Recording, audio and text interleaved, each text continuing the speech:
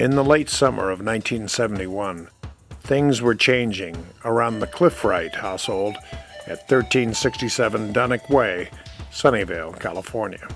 My sister Robin was getting married to her longtime boyfriend, Mike Marshall, at the very same church where my parents had gotten hitched 22 years before, a little chapel in Woodside, California. There was much celebration, one of the last times, as it turned out, that much of the group we knew as the Four Families, plus other assorted friends, were to gather in one place at one time. You could call me at that time adrift. As Benjamin Braddock of The Graduate was saying around that time, "What are you going to do now?" I was going to go upstairs for a minute. Oh, I meant with your future, your life. Well, that's a little hard to say. I was entering my junior year of eligibility at UCLA, my senior year academically, and my so-called football career was grinding to a halt. A new head coach, Pepper Rogers from Kansas, was stepping in with a whole new set of assistants, and my introduction to him at a giant recruit breakfast in Pauley Pavilion before a basketball game one Sunday morning gave me the message I guess I needed to hear. One by one, he shook the hands of the players he was about to lead to new football glory, checking on their physical condition, marveling at their respective athletic strengths. When he got to me, he tapped me on the shoulder and said, referring to the coach he was replacing, "Mark, I hear your impression of Coach Prothrow is hysterical." Time to move on. Worse, I guess, I had just broken up with my girlfriend of 3 years. You might say I was between lives. So when one of my best buddies, Tom Curtis from high school, called me to ask if I had a week or so to accompany him on his drive across the country to Washington, D.C., where he was about to enter the Georgetown Law School, I pretty much jumped at the chance, once again choosing adventure over responsibility. All I had to do was pay my share of the road expenses, and he would pay for my flight back. Welcome back, my friends, to the show that never ends. We're so glad you could attend. Come inside, come inside. I met Tom in Oxnard, where his mom lived, and we took off Monday morning, August 2nd, 1971, crossing Southern California and the scorching Mojave Desert in a Volvo 9800, playing Emerson, Lake and Palmer, Kurt's fave rave at the time, arriving in Kingman, Arizona at dusk, where I consumed perhaps the coldest beer I think I ever tasted, a Coors in a bottle. We spent the night there and left the first thing the next morning, intent on reaching the farm where his uncle and aunt lived, in Aledo, Illinois, by the evening of the next day, a trip that required a 30-hour drive through the heart of America. It was the first of several cross-country jaunts I was to take. We passed hitchhikers in Winslow, Arizona, stopped at trading posts in New Mexico, and took quick pictures at state line monuments. We drove through the night, rocking out, as I read little geographical factoids that were listed with the triptych map that AAA had provided. Tom got stopped for speeding in Liberal, Kansas, and for the rest of that early morning, we debated whether he would have to actually pay the ticket. I don't think he ever did. I know I wouldn't have. Tom was the #1 high school debater in the nation in 1967, along with his partner, Corey Wade, had gone to Santa Clara on a debate scholarship and was going to Georgetown to be a trial lawyer. The boy could talk. Somewhere outside of Wichita, I drifted asleep.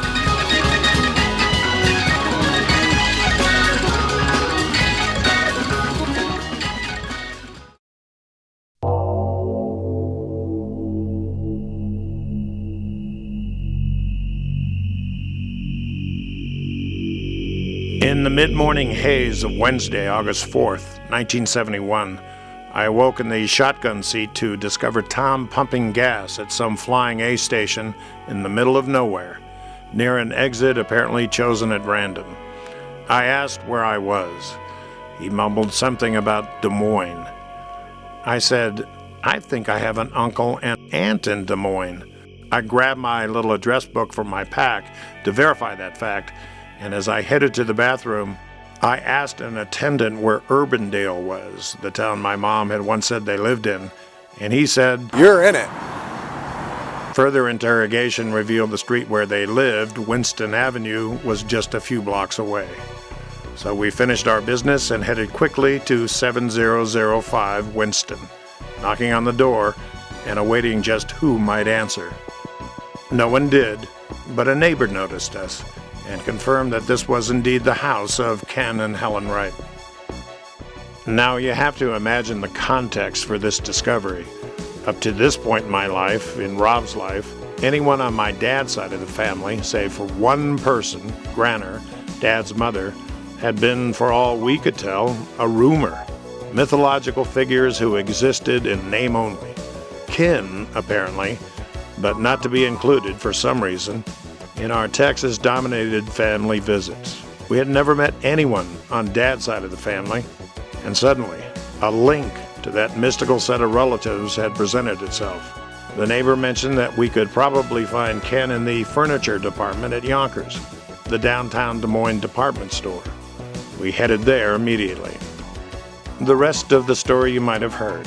We drove to downtown Des Moines, found Yonkers, found the furniture department, then waited when we were informed that Ken Wright was away at lunch but would return shortly. When the elevator doors opened a few minutes later to reveal a man who looked exactly like my father, but a little older, both Tom and I gasped. When I introduced myself to Uncle Ken moments later, his first words were, "Wow." Suddenly, I had an uncle on my dad's side and an aunt, as I was soon to meet Helen shortly after that. And we spent a great few hours together that early evening, eating at a fancy steakhouse called Wimpy's and doing our best to catch up. All too soon, Tom and I had to depart for Aledo. Sadly, I only got to see Uncle Ken a couple of more times after that. He died way too early in 1975, and I never really got to see the two of them, Ken and his younger brother Cliff, together. I never got to see their sense of camaraderie, never heard them exchange family stories, never experienced their combined laughter. I only know what I have been able to glean from the conversations I've had with others. Lord knows my father said very little about himself as Rob and I grew up, and from what I understand now, Uncle Ken was equally taciturn. It's just the way they were, I guess. So now it's up to others to define the two men I affectionately call the other Wright brothers.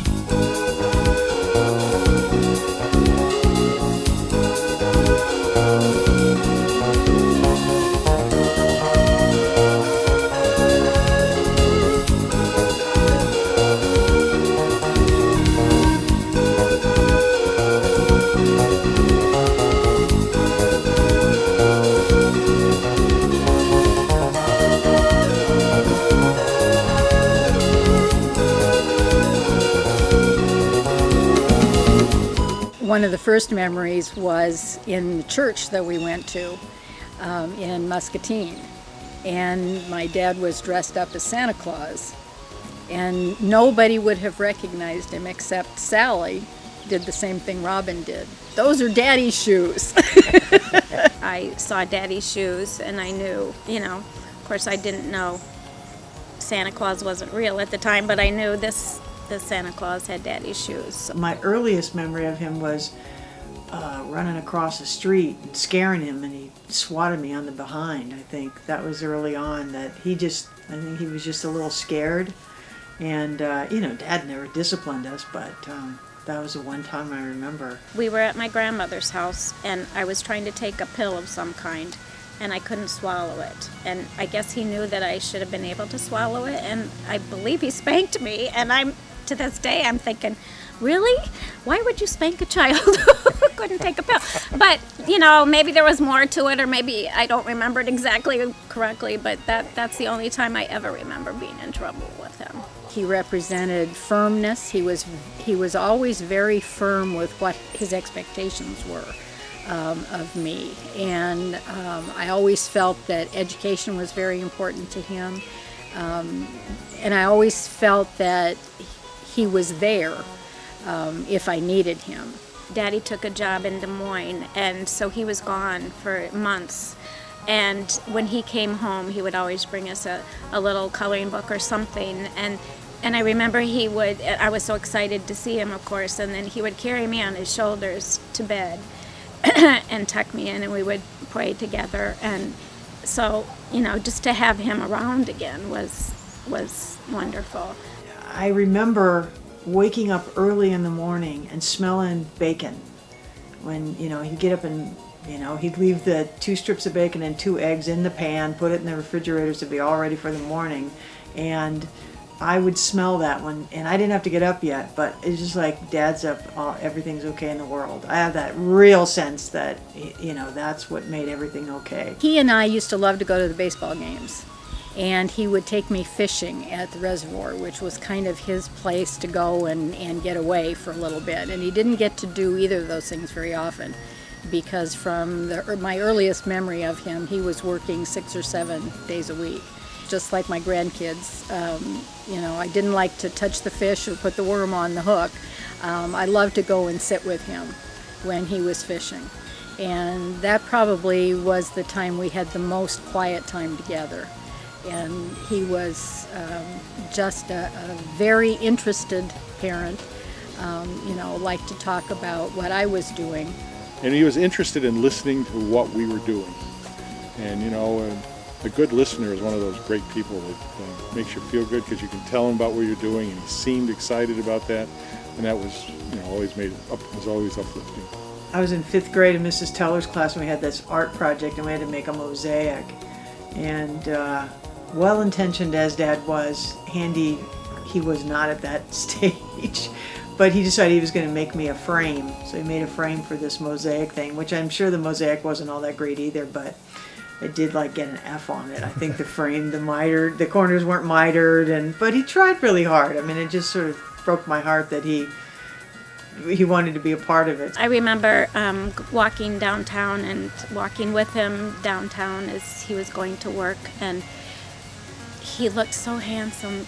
And I just walked thinking, he is just the most precious thing in the world. I just had so much respect for him, and I thought he was so handsome and such a kind man that I was proud to be walking beside him. He didn't insert himself on my life in particular until possibly when I was in high school and dating Bob, to the point where, these are the limitations of where you can be when and that kind of thing. Other than that, he didn't really insert himself by making demands. I think it was more, I always felt what his expectations were, but I don't remember him verbalizing those in particular. He wasn't thinking furniture, he was going to go buy furniture, and he wasn't going to buy furniture, he was figuring out how to redo whatever the furniture floor was, and he was very focused as a provider. We used to like to sit in the driveway and talk whenever we came home, and we could sit there and talk for 2, 3, 4 hours if we were allowed to. And there was always the back porch light that was on, and as soon as you had been sitting in the driveway as long as you were allowed to, then the back porch light would flicker on and off and on and off, and it would do that once or twice for a while, and then it would go faster and faster. And one night we decided, well, we'd been sitting there and the light was flickering on, we would go sit someplace else. So we backed out of the driveway, and we live pretty close to the edge of town, so we just went out on one of the backcountry roads, and we were sitting there for a while.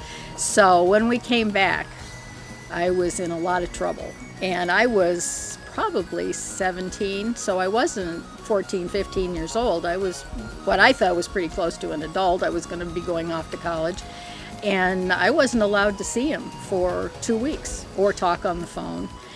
I had no idea what I was doing with girls to begin with, so it wasn't really a big problem because I was confused. He was a quiet presence. Presence, I think I would emphasize that. He was present.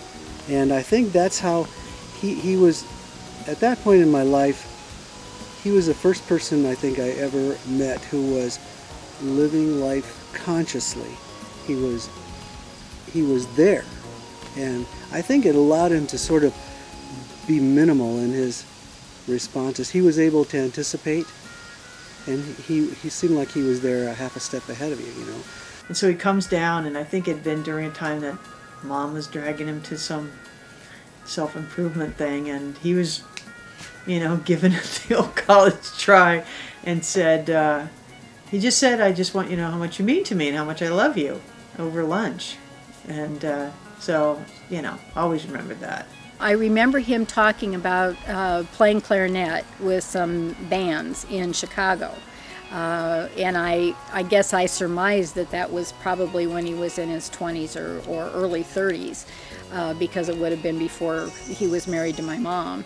And I remember stories about that, but other than the fact that he had a sister and brother, you know, I don't remember any stories about his parents, about what his high school days were like. I later found out that he went to military camp by reading an article that had his name in it, but no memories of him actually talking about doing those. He was very supportive of all those things, made sure we got a good deal, or even gave us stuff. But never had that, you know, you better treat my daughter right or whatever it is. None of those kind of things. It was, she's gone and I got one more to get rid of, and no, not really. When Mom had cancer, I think that it was kind of a turning point to some degree in their relationship, because of some of the limitations that put on her health and what she could do. There was always a kindness and a thoughtfulness between them, but I saw a different depth.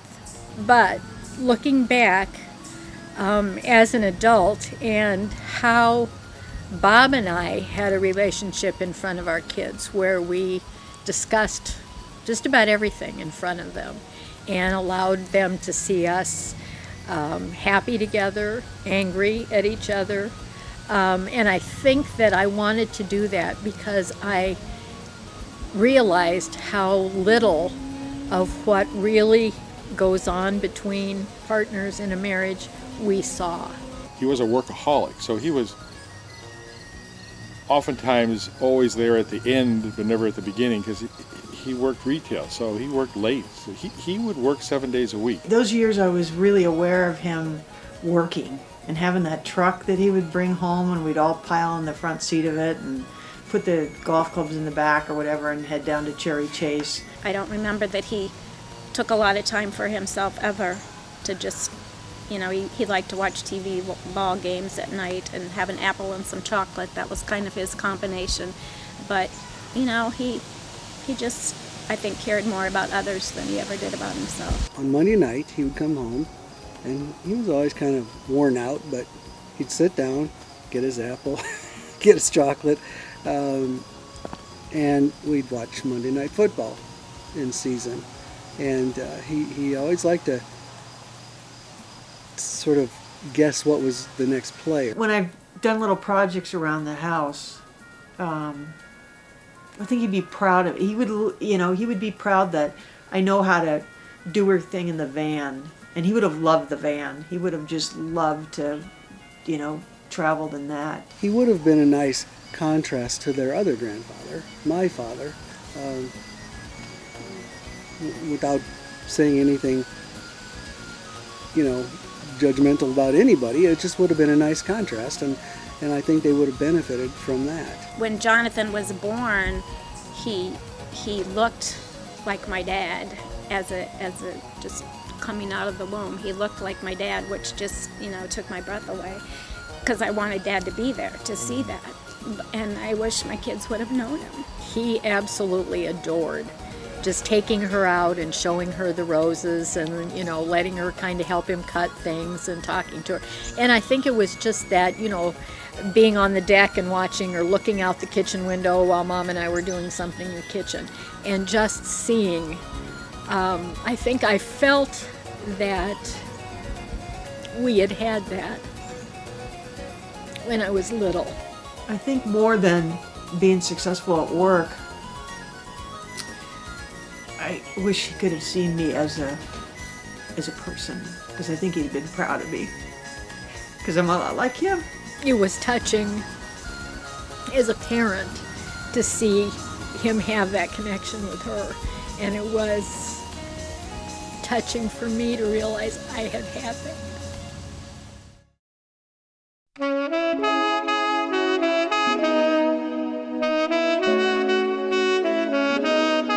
The night of my dad's memorial service, a few days after he died on September 26, 1996, Mom, Rob, Jan, and I got a little drunk in the hotel room in Palo Alto that Mom had for the evening, and we vowed that to honor his memory, we would all travel to Europe the next year, specifically to Venice, a city that Mom and Dad had loved.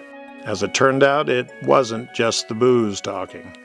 We did go to Europe in September 1997, made it to Venice, dropped by old friends in Innsbruck, saw my Italian family, hung out on trains, walked piazzas, and got visibly moved on bell towers. I kept thinking of the old man to whom we had dedicated the trip. He hadn't been himself the last few years of his life, and it had taken me a long time to shake the image of him as the man he had become. In Europe that late summer, he began to come back, as he was.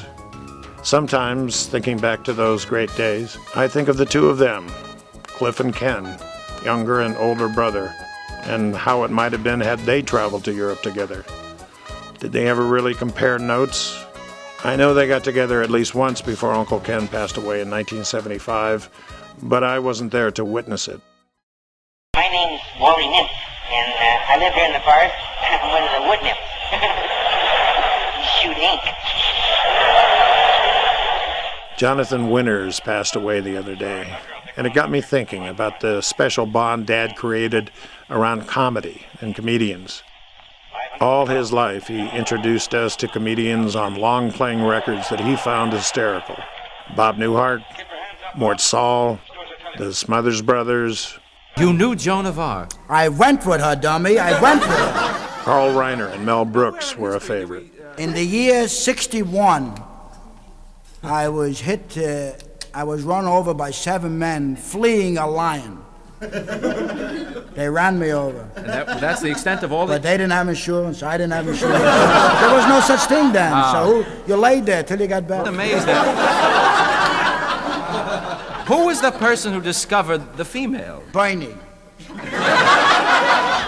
Who was Bernie? Bernie, one of the first leaders of our group. And he discovered the female. Yes. How did it happen? He How did said, it come to hey, pass? there's ladies here. I think there's ladies here. So I said, what do you mean, you know?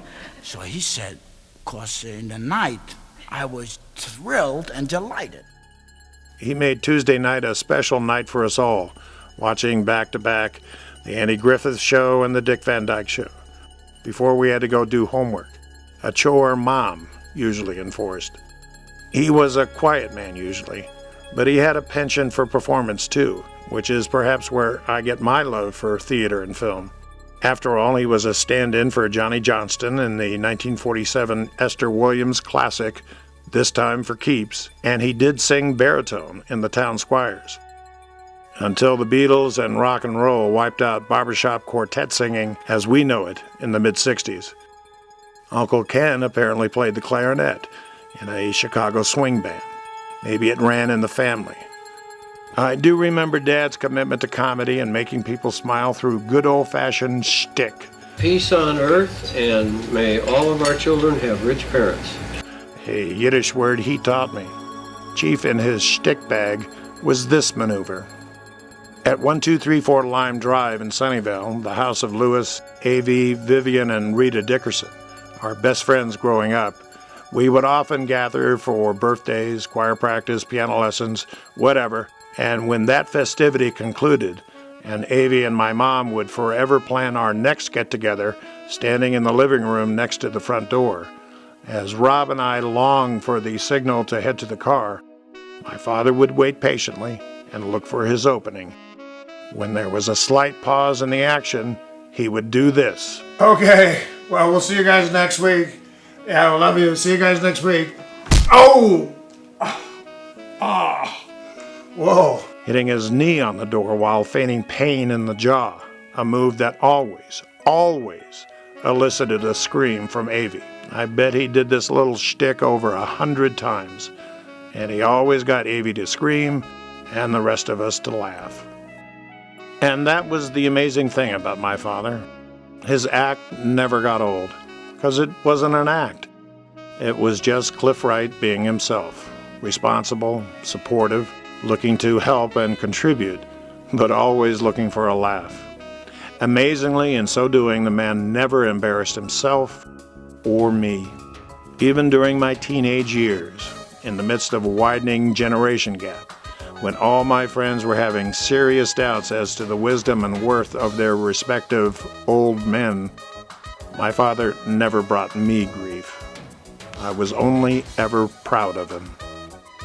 He was, at his most fundamental self, a good man, as was his older brother, and I can only assume they became such thanks to the example of their father, Clifford. There is a dignity to being a good man, a substance that surpasses any amount of wealth or fame or recognition, and any good man knows that we are inspired not by what a good man says, but what he does. My father and my uncle, despite their age difference and their physical separation, grew up to be much the same man, defined by acts, not words. As I look back at a life of far too many words and not enough acts, I find new inspiration chronicling the lives of Ken and Cliff Wright.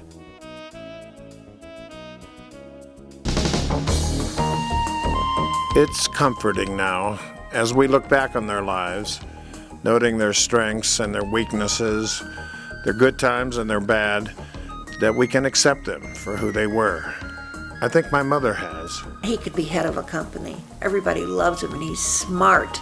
But he was such a plodder, and he loved his work. He loved George and Bill. He got very frustrated with George and his drinking, but he loved what he did, and the people loved him, and he just was not fired with ambition. He was happy. It was always whatever you want. And he could not have been more supportive. Whatever I was into, he helped. And I remember I had a little Indian girl named Sneha, and Dad was sorting the paper, and he'd say, Jeffrey, Jennifer, blah, blah, Sneha. And Josh and Ben were just dying laughing, and then he'd go through the Sneha. Still, he was a man who could be quietly inspiring. In much the same way he introduced me to a whole range of funny men and funny moments, he did the same thing, in another vein, for a young man whose path crossed his. Thanks to my cousin Linda's forensic efforts, I met Dave McLaren, who lived next door to the Wright family in Springfield, Illinois, and knew both Uncle Ken and my father as a child.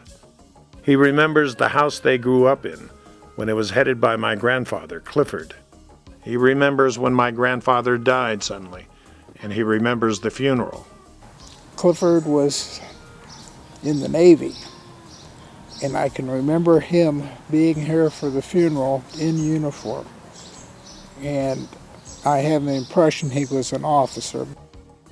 He also remembers getting a gift from my dad, something that affected him the rest of his life.